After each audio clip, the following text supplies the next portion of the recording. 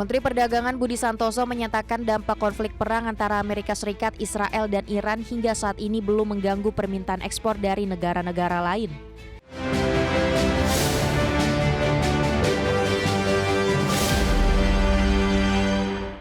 Pemirsa, Menteri Perdagangan Budi Santoso menyatakan jika konflik perang antara Amerika Serikat, Israel dengan Iran terus berlanjut, maka diyakini akan dapat mengganggu permintaan ekspor nasional. Untuk mengantisipasi hal tersebut, pemerintah tengah mencari pasar ekspor baru seperti Amerika Selatan, Amerika Latin hingga Asia Tenggara. Menteri Perdagangan Budi Santoso menyatakan dampak konflik perang antara Amerika Serikat, Israel, dan Iran hingga saat ini belum mengganggu permintaan ekspor dari negara-negara lain. Meski demikian, Mendak mengatakan jika konflik perang Iran dan Amerika Serikat ini terus berlanjut, maka diyakini akan dapat mengganggu permintaan ekspor, sehingga kinerja ekspor Indonesia ke depannya dapat berpotensi mengalami penurunan. Kalau ini nggak selesai misalnya, buat selesai terus-menerus ya bisa dampaknya ke ekspor kita. Paling tidak ekspor kita bisa, pertumbuhannya bisa lebih rendah daripada tahun lalu. Tapi mudah-mudahan cepat selesai. Nah, kemudian apa yang menyebabkan kemudian kita tetap optimis bahwa ekspor kita akan tumbuh, ya, tumbuh positif dan surplus tetap tumbuh. Pertama, harga komoditas untuk CPO tahun lalu itu kan turun sekitar 16% harga komoditas. Kemudian batu bara turun 19% kurang. Mendak memastikan pemerintah tengah menyiapkan langkah mitigasi agar dapat meningkatkan ekspor melalui diversifikasi pasar ekspor seperti ke Amerika Selatan, Amerika Latin hingga ke pasar Asia Tenggara. Namun demikian, pemerintah akan terus memantau perkembangan situasi global sebelum menetapkan proyeksi diversifikasi ekspor. Jakarta, Riki Anwar di IDX Channel. Pemirsa, kebijakan pemerintah menahan kenaikan harga BBM di tengah lonjakan harga minyak global dianggap bukan solusi jangka panjang. Menurut pengamat ekonomi Dipo Satria Ramli, pemerintah perlu segera melakukan realokasi anggaran untuk menjaga ketahanan fiskal dan mengantisipasi potensi krisis energi. Dipo mengatakan beban subsidi BBM jenis Pertalite dan solar akan menekan anggaran pendapatan dan belanja negara, terutama di tengah tingginya harga minyak dunia. Di sisi lain, kebijakan untuk menaikkan harga BBM dinilai sebagai langkah yang sensitif karena akan berdampak luas terhadap sektor ekonomi, mulai dari transportasi, logistik hingga sektor UMKM. Dalam kondisi dilematis ini, Dipo menilai realokasi anggaran dapat menjadi opsi paling rasional dibandingkan menaikkan harga BBM secara langsung. Dipo mencatatkan ada sejumlah program prioritas pemerintah yang perlu dievaluasi efektivitas anggarannya, mulai dari program makan bergizi gratis hingga koperasi Desa Merah Putih. Yang paling benar dia harusnya ya realokasi anggaran gitu, karena kalau dia naikin harga BBM itu terlalu sensitif ya, itu ekonomi bisa jebol karena kita banyak yang pakai lah, UMKM, transportasi, logistik ya kan. Kalau dia naikin pertama oke lah, asal tidak terlalu banyak ya kan, jangan sampai orang pindah ke BBM. Jadi apa yang perlu dilakuin buat manage ya harus realokasi anggaran, akhirnya dia harus lihat yang item-item besar ya kan, ya MBG harus dievaluasi kalau karena itu cukup besar ya.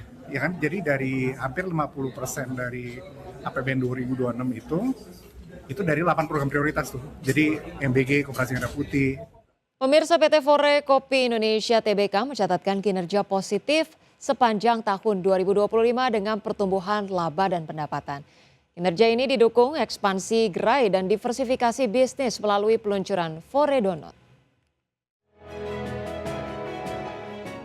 PT Fore Kopi Indonesia Tbk, emiten berkode saham Fore, membukukan laba bersih sebesar 90 miliar rupiah pada 2025, naik 55% dibandingkan tahun sebelumnya. Perseroan mencatat pendapatan sebesar 1,5 triliun rupiah, tumbuh 44% didorong peningkatan penjualan dan ekspansi bisnis. Perseroan mencatat EBITDA sebesar 300 miliar rupiah, meningkat 58% dibandingkan periode sebelumnya.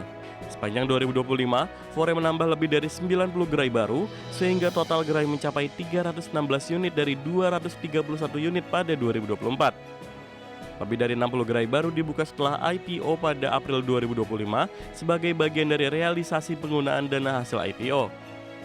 Perseroan meluncurkan 2 gerai Fore Donat pertama di Karawaci dan Jakarta Selatan sebagai langkah diversifikasi bisnis ke segmen baru. Hingga Maret 2026, Fore telah membuka outlet ke-7 Fore Donat, menunjukkan respon pasar yang positif terhadap produk baru. Manajemen menyebut kinerja positif mencerminkan kekuatan eksekusi dan inovasi, serta optimis menciptakan nilai berkelanjutan bagi pemegang saham. Tim Liputan IDX Channel. Pemirsa, PT MNC Tourism Indonesia Tbk atau KPIG mencatatkan lonjakan pendapatan bersih sebesar 47,7% sepanjang tahun buku 2025. Pertumbuhan signifikan ini didorong oleh progres masif proyek unggulan di kawasan ekonomi khusus Lido serta optimalisasi aset perhotelan mewah di Jakarta dan Bali. PT MNC Tourism Indonesia Tbk atau KPIG mencatatkan lonjakan pendapatan bersih sebesar 47,7% sepanjang tahun buku 2025.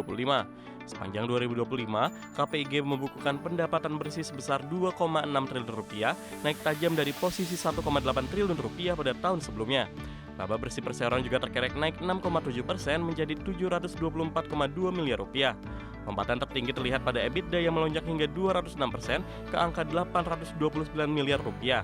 Hingga akhir Desember 2025, total aset perseroan tercatat stabil di angka 36 triliun rupiah dengan posisi ekuitas mencapai 28,8 triliun rupiah.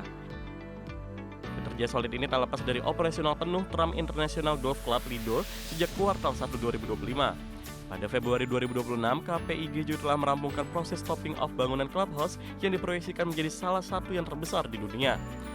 Di segmen properti premium, perseroan mencatatkan marketing sales sebesar 570 miliar rupiah dari penjualan seluruh unit private clubhouse tahap 1. Keberhasilan ini diikuti dengan dimulainya pembangunan tahap 2 guna memenuhi tingginya minat pasar akan hunian eksklusif. Memasuki 2026, KPIG menetapkan target pengembangan agresif termasuk pembukaan Hyatt Regency Lido Resort dan diversifikasi wahana rekreasi di Lido Adventure Park. Perseroan juga bersiap meluncurkan 216 unit hunian mewah Lido Hill yang merupakan bagian dari Trump Residence. Di luar kawasan Lido, ekspansi terus berlanjut pada pengembangan Trump International Resort Bali seluas 100 hektar di Tanah Lot, serta penambahan fasilitas mais dan kuliner mewah di Park Hyatt, Jakarta, serta Oakwood Hotel Surabaya. Adapun guna memperkuat struktur permodalan jangka panjang, KPIG ini membuka potensi untuk melakukan pencatatan saham di bursa internasional. Langkah strategis ini diharapkan dapat memperluas akses pendanaan global serta meningkatkan visibilitas perseroan di pasar properti dan pariwisata dunia pada 2026 mendatang. Melalui berbagai inisiatif ini, MNC Tourism optimis dapat terus memperkuat kinerja di seluruh lini bisnis hospitality dan gaya hidup mewah secara berkelanjutan. Berbagai sumber IDX Channel. Pemirsa, PT United Tractors Tbk melanjutkan aksi pembelian kembali saham dengan alokasi dana maksimal 2 triliun rupiah.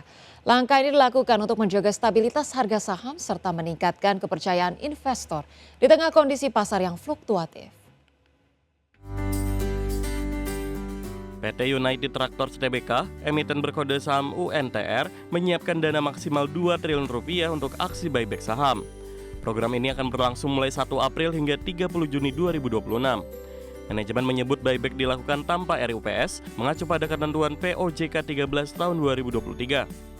Perseroan menilai buyback dapat mendukung stabilitas dan meningkatkan kepercayaan investor di tengah kondisi pasar yang berfluktuasi. Perseroan menyebut jumlah saham beredar akan berkurang sehingga laba per saham berpotensi naik dari Rp4.082 menjadi Rp4.237. Hingga 31 Maret 2026, UNTR telah melakukan buyback sebanyak 36,4 juta saham dengan nilai mencapai 1,1 triliun rupiah. Dari program sebelumnya, sisa dana buyback tercatat 943,6 miliar rupiah dan pelaksanaannya dihentikan pada akhir Maret 2026. Pada penutupan perdagangan, harga saham UNTR berada di level Rp31.050 dengan per 7,82 kali dan PBF 1,18 kali. Tim Liputan IDX Channel.